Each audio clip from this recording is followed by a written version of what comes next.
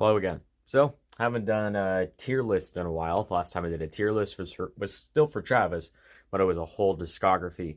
So, I'm going through Utopia because I was not around when Utopia released. And I'm also prepping myself because I have made a commitment to do a Kanye tier list, which is going to be very big. And I may have to do that across two videos because of how massive that discography is. So we're gonna get started. I have my piece of paper here with the track list in case if I get like rotted brain and I don't remember the track listing.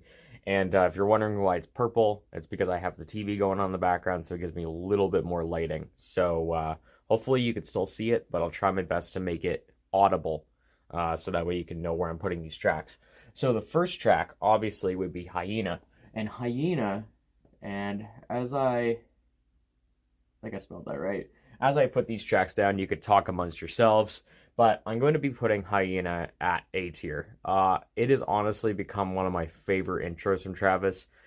I love the beginning of the song that has this crazy, weird, just kind of vocal sample. It really sets up the anticipation of this record of how weird it's going to go into and how it just kind of crashes in at the beginning where it kind of the music video or the movie that tied in with this album release, it really gives a sound of just a tribal kind of more of an African kind of aesthetic to it where it sounds very all over the place. It sounds very chaotic, and it just makes for an amazing experience to start off this album. And Travis comes in guns blazing with an amazing verse. He is going super fast. He is going super aggressive, and for having the past, like especially Astroworld, that was a lot more kind of use of vocal melodies and vocal ranges. It's really nice to see that Travis is kind of going back to the sound that he started off with, where he was rapping at a pretty fast rate, and he had a lot of confidence, and he has a lot of confidence on this song too, especially across this whole album. So A tier for Hyena. I'm also going to be giving Thank God as an A tier as well. And a lot of these songs on Utopia I really enjoy because they are, not to say they're slow burns, but they really do so well at pacing. They do very good at setting a really good bass line to start off with. You have these kind of like just popping, kind of bubbling synths kind of going on their background, and then you have this really buzzy synth that just crashes right in and goes back and forth. And while it starts off like somewhat small, it still sounds big in scope to make it sound so much more epic than it needs to.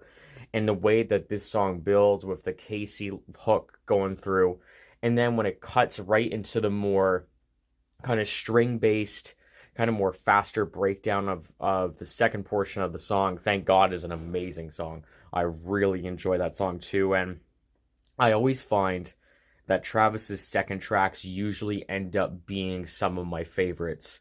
I really like, for example, Carousel, and I love Oh My Decide for obvious reasons. And Thank God kind of fits really well into me really liking the second tracks. So, Modern Jam, honestly, I think I'm going to put it in A tier too. And I know Modern Jam is a little bit more divisive of how weird that it sounds, but if I'm not mistaken, it is the original I Am a God kind of instrumental from Yeezus, and of course Daft Punk was on production for that. So Daft Punk was on production to this song. And I really like the energy this brings. It makes the album just go into this weird detour, but it doesn't make it sound that it's like so off the wall and cohesive. It just makes it sound that this is going all over the place in its sounds, but it has the same kinetic energy. And Modern Jam, especially with its instrumental, is just booming, it's driving, and it's really good at setting this really fun dance kind of tone to it. And Tizo Touchdown brings a really off the wall and just bonkers performance at the end, kind of more operatic in its sound. And it just kind of caps off of how crazy this song really is. So I really like Modern Jam. That's 3 A's in a row. I do really like this thing. But then, I mean, what else do I have to say about My Eyes? Possibly, I may put it out there, maybe like a top 5, top 10 Travis song. of all time. The way that, again, it's all about the pacing. And Travis samples, I believe it's Japanese Breakfast or the Japanese House. I found out that sample as I was listening to the original track, and the way that it sets up this kind of almost space-like, just kind of transcendent kind of feel at the start with Bon Iver on the very like distorted and warbled vocals, and Travis is singing through in this higher register. It makes this sound just sound so nice on the ears. It feels so pleasant. It feels serene, but it also feels still so cohesive with the wild nature of this album. And then, of course, you have Sampha and a little bit of the portion there that kind of just accentuates the piece of the first portion that just makes it really nice and pretty. And then, of course, you jump right into the second part where you have rapping. You also have a little bit more introspection. You have a little bit more of a personal angle that we haven't gotten in a little while. I know there were some portions on Astroworld, particularly Coffee Bean, but I like My Eyes because it dives a little bit more into where Travis is right now, especially considering what happened with the Astrofest disaster and all that stuff there.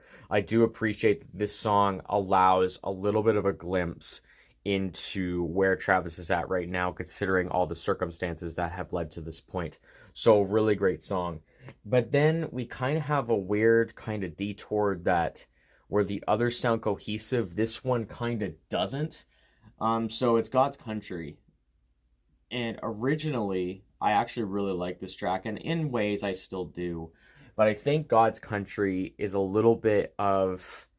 It doesn't sound like it's in the same universe of this album. And of course, I know that the Kanye influence is all over the place, and this used to be a Kanye track. But I think this song, it's a little bit too short, it's a little bit brief. It feels like it's more of like an interlude, really, kind of in this album. It sounds good, it sounds nice, but I feel like it's just not substantive enough, especially considering the wild roller coaster ride that we had of the first 4 or 5 tracks of this album. I feel like God's Country was supposed to work down as a cool down period, but I think it kind of works out as something that just kind of feels off in the mix of this album, or feels off in kind of the cohesiveness going through this album. Thankfully, we get to Sirens, and this may honestly be a hot take now, but Sirens is freaking amazing, and I'm going to put that in S tier. Sirens has another example of pacing. But the drums are so driving, they're so fast, they are so just energy filled and pump up. It just feels fantastic. And the way that Travis is just rapping on this shows the progression that Travis has been doing in his artistry, and also just as being a rapper in general. He is rapping his ass off on this album, and I think Sirens is the #1 example, besides My Eyes, of showing how far he's come when it comes to being a good just MC, a good rapper. And it doesn't have to be all about the writing. The writing has been improved, but it's just all about the flow. It's all about the technicalities of it all. And I think Sirens brings a great example of how he has really excelled in this ability to master flows, master cadences, and kind of work in those Travis kind of isms through there with these weirder vocal melodies and these weirder vocal chops, especially towards the latter portion of the end. And then you get the Mike Dean outro. Just this song is a #1 example of how Travis, as I was saying, is more technical as a rapper, but also just as an artist in general. I feel like Sirens is the pinnacle example when it comes to showing off how amazing, how far he has come. So then we get to Meltdown. So Meltdown, this is the one that I was kind of having a little bit trouble with the most, because I do really like the track. Is it a little bit of kind of a Sicko Mode 2.0? Maybe. But with that being said, yeah, I'll put it in B tier. Still a great song nonetheless. I just feel like, again, it's kind of been done before. We have Sicko Mode. But the points of this song, Drake brings probably one of the best performances on this entire album when it comes to features, when it comes to rapping. He definitely brings one of the best features on this album when it comes to actually just showing the rapping kind of part of it. It is just another roller coaster ride, brings multiple beat switches, My favorite part of the instrumental is where I definitely hear Star Wars kind of laser sounds. That is probably my favorite part of it. It just really, it's like really just accentuates how crazy the beat is going through, especially the first portion. And it's just all around, it's a great track. It's just, again, I feel like I have heard this before. So then we move on to Fiend. And Fiend is probably going to go in A tier. It is just a fun, ragey, just really big and loud banger. There's really not much I could say about it that's already been said. Travis brings a good performance, but Cardi. I remember there was the conversation that people thought it was Future. People thought it was a Homicide Meech from Homicide Gang. But man, Playboy Cardi just brings such a really fun, dynamic, and surprising performance. It still catches me off guard sometimes to this day, but now considering that we've kind of grown with the deeper Cardi voice, it doesn't hit the same as it did on First Impact, but man, is this song so much fun to listen to. And it just is such a driving beat. It definitely, of course, it would work well in a concert setting. He plays it like 9 to 10 times in a row. It's a great add to probably some of his most popular Travis songs, period. So then we get to Del Resto Echoes with Beyonce.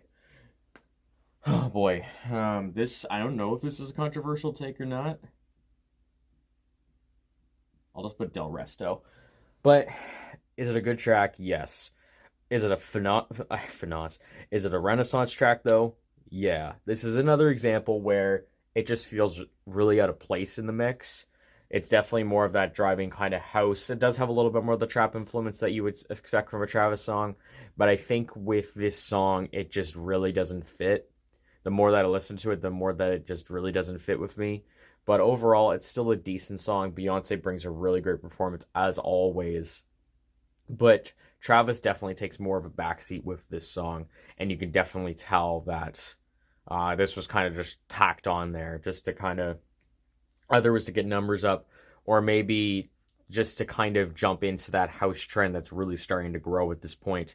I just feel that Travis just kind of plays backseat with this song. It's still a decent song nonetheless, but I feel like, again, it's just a little bit more of an oddball in the track list. So then we get to I Know. So I Know actually was my most played song of last year, and I am not chalking that up to me really liking that song. Now, I do. I'm going to be putting it in an A tier. I know there's the question mark. But Spotify really shoved this song down my throat after I was listening to an album. It would always play I Know. So originally, I probably would have put I Know in S tier, if I'm going to be brutally honest. But the way that I've heard it so much, it's kind of come down just a tiny bit. But this is probably Travis's catchiest hook in years. It is so unbelievably catchy, especially the portion where it just goes the I know, do do do do do do do do do. Like the vocal melody, it just to go jumping from all over the place when it comes to the melody, but it just is so nice on the ears, and it just has this kind of 5% tin kind of feel where it feels like you're driving late at night in like a really expensive car, just driving around and kind of in the city. It has this kind of low ride, just kind of late night drive kind of aesthetic that I really mess with. So I Know is still great. It would have been S tier if Spotify didn't ruin my life listening to it probably like 200-300 times. So Utopia Twins.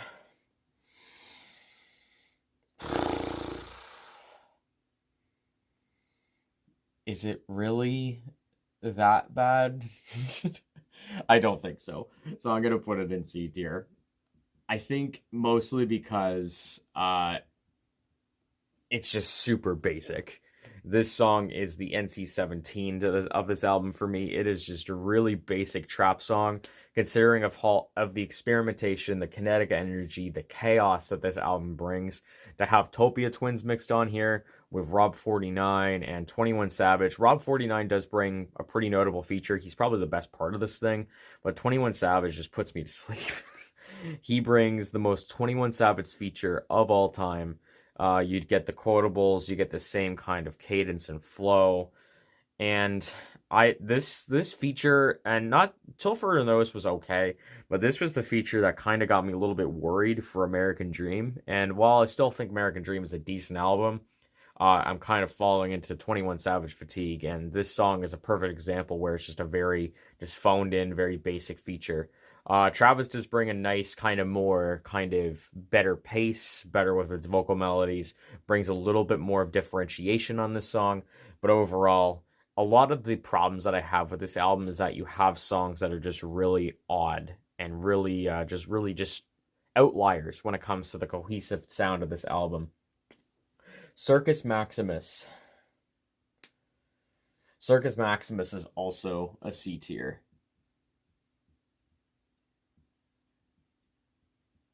And I know that the Kanyeisms are there, but sometimes it just gets too blatant, and the drums obviously are Black Skinhead inspired. Travis is doing well enough. Sway Lee brings a decent beginning part, but The Weeknd, in my opinion, really did not show up for this album that much, in my opinion. I feel like The Weeknd kind of really phoned in the two features that he did on this album.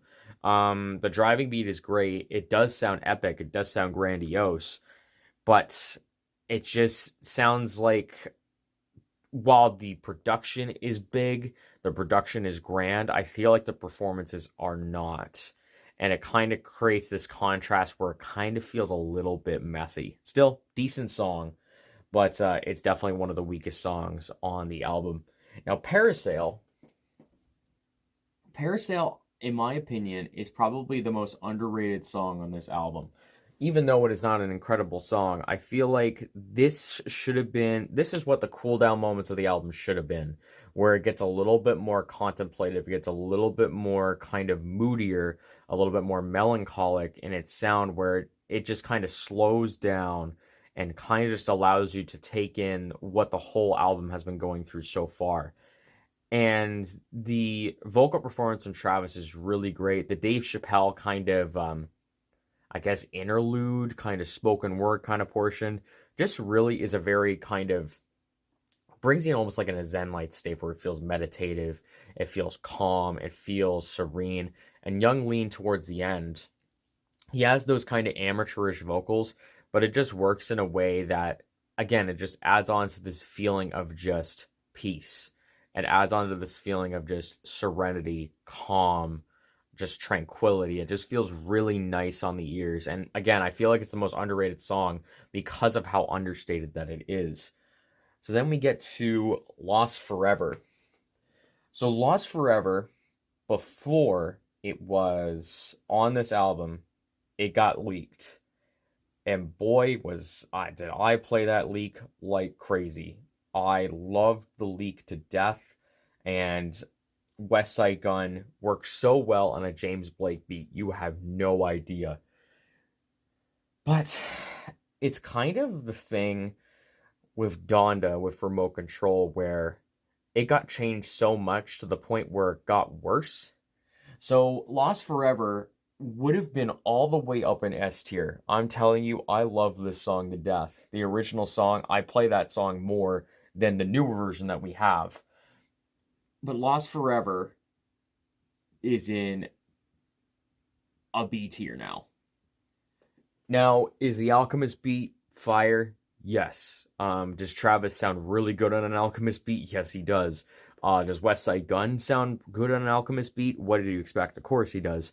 But the first half of this song, the beat is so weird. It is so different. It is so just really alien feeling.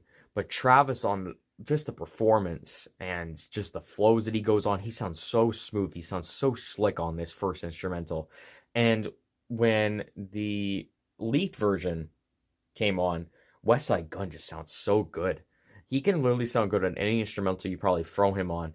But this, man, this, for the second half, with the Alchemist beat, while it's still really good, it's just, I've heard West Side Gun be on this beat before. I've heard West Side Gun probably have 2 albums worth of songs that he's done in this vein before. It's cool to hear Travis do it, But I feel that if West Side Gun just stuck with the same beat, maybe if you just add a little bit more of exemplifying pieces to the first beat, this is still an S tier track if you really do that.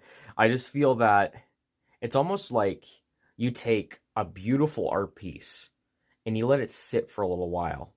But then you go back to it 2 or 3 months later and you add stuff to it, and then you kind of look back at it, and then you realize it's like, I messed it up. I should have kept it as it was. That's kind of how I feel with Lost Forever. Now, Love. Love is another one that's kind of a little bit underrated in my opinion. So I'm going to put it, I think there's 3 O's. Love, I think, is also kind of one of the older beats from like the Yeezus era. And it kind of has the same kind of driving beat and kind of chaotic nature that Modern Jam has. But it just sounds a lot more kind of metallic. It sounds a lot more industrial. It sounds a lot more aggressive. And Travis just brings a really great performance on it. And Kid Cudi does cap it off pretty nicely on the back end. It's a really good song.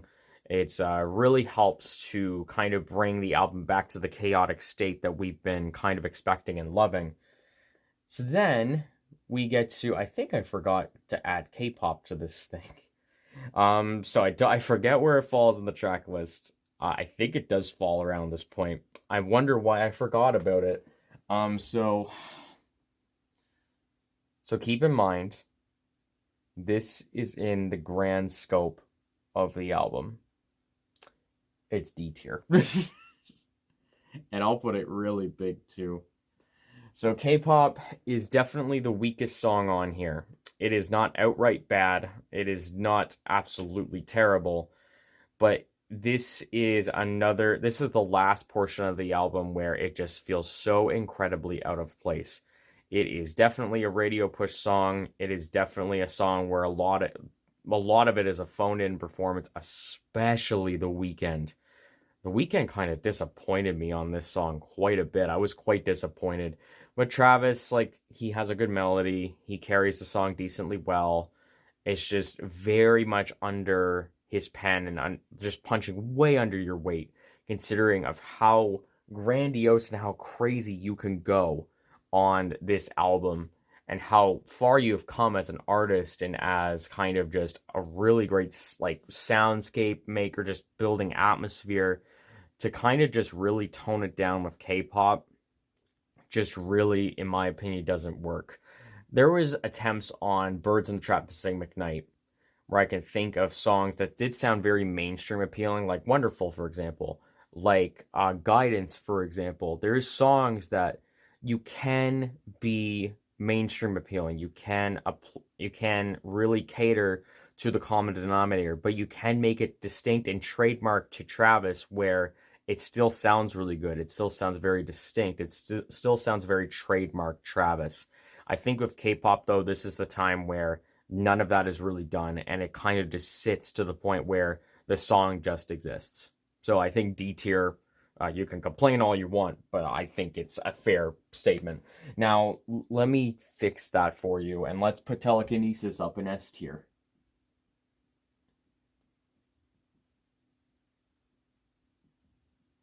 I believe this is also supposed to be a Kanye track, but Travis just really just the serenity that I was talking about before, it comes back on this song.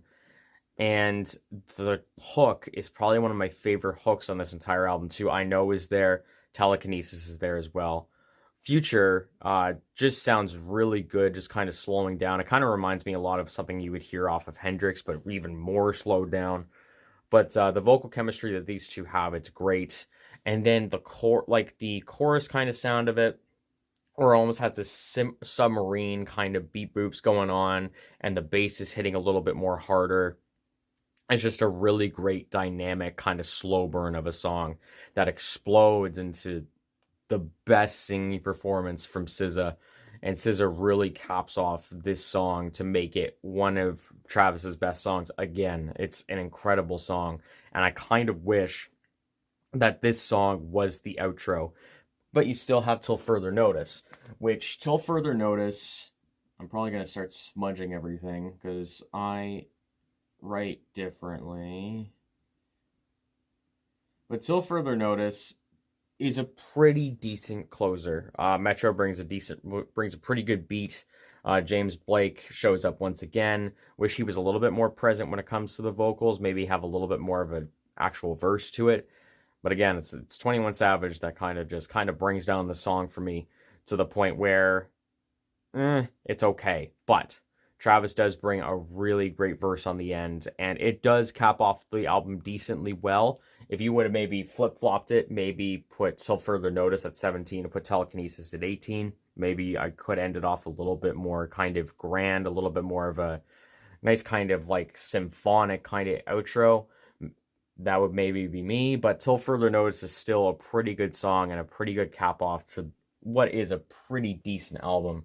So, a lot of songs that fall into the B tier, the A tier, the C tier, and you have a few in S.